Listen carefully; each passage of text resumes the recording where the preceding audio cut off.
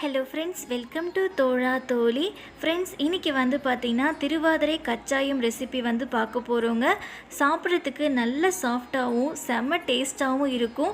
அது மட்டும் இல்லைங்க, அதிகம் நேரம் ஊற வைக்காமலும் அரைக்காமலும் வீட்டில் இருக்கக்கூடிய பொருள் வச்சுட்டே ஒரு 20 நிமிஷத்துலேயே நம்ம சட்டுன்னு செஞ்சிடலாம். இப்போது திருவாதிரை கச்சாயம் எப்படி செய்யலான்ட்டு பார்க்க ஆரம்பிச்சிடலாம்.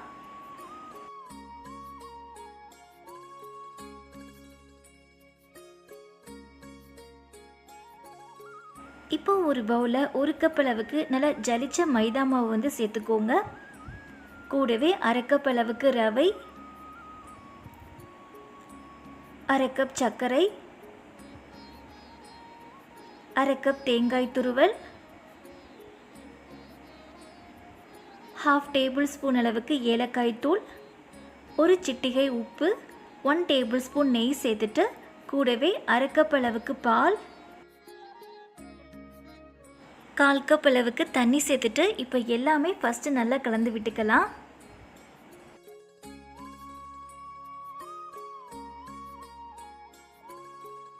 இப்போ ஓரளவுக்கு நல்லா கலந்ததுக்கப்புறம் மாவு வந்து ரொம்ப கெட்டியாக இருக்குங்க. இந்த சமயத்தில் மீண்டும் 1/4 கப் அளவுக்கு தண்ணி சேர்த்துட்டு இப்போ கலந்துக்கிட்டிங்கன்னா உங்களுக்கு கரெக்டாக இருக்கும்.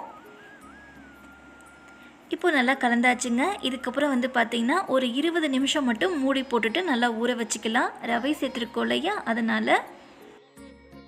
இப்போது 20 நிமிஷத்துக்கு அப்புறம் ஓப்பன் பண்ணி பார்த்திங்கன்னா மாவு வந்து நல்லாவே ஊறி வந்திருக்குங்க. இப்போது ஒரு குழிக்கரண்டியால் அப்படியே எடுத்து விட்டு பாருங்கள். மாவு வந்து ரொம்ப கெட்டியாக இருந்துச்சு அப்படின்னா இன்னும் கொஞ்சமாக மட்டும் தண்ணி சேர்த்துட்டு இட்லி மாவு பதத்துக்கு நல்லா கலந்து விட்டுக்கோங்க. இப்போ மாவு நல்லாவே கலந்து விட்டாச்சுங்க. இப்போ ஒரு குழிக்கரண்டியால் அப்படியே மாவை எடுத்து பார்த்திங்கன்னா இந்த மாதிரி அப்படியே மடிப்பாக விழுகும்.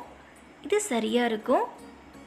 இதுக்கப்புறம் ஸ்டவ் ஆன் பண்ணிட்டு பேனில் பொரிப்பதற்கு தேவையான அளவுக்கு எண்ணெய் சேர்த்துட்டு எண்ணெய் லைட்டாக சூடானதுக்கப்புறம் ஒரு குழிக்கரண்டி அளவுக்கு மாவை சேர்த்துக்கோங்க. இப்போ ஸ்டவ்வை வந்து சிம்மிள் டு மீடியம் ஃப்ளேமுக்குள்ளே வச்சுட்டு மாவு மேலே லைட்டாக அந்த கரண்டியால் எண்ணெயை அப்படியே தெளித்து விடுங்க. அப்படியே பூரி போல் உப்பி வர ஆரம்பிச்சிடும். இப்போ ஒரு பக்கம் வெந்து வந்ததுக்கப்புறம் இதை அப்படியே திருப்பி போட்டுக்கோங்க. அவ்வளோதான். இப்போ அதே சிம்மிள் டு மீடியம் ஃப்ளேமுக்குள்ளே 2 நிமிஷம் நல்லா வேக வச்சுக்கலாம்.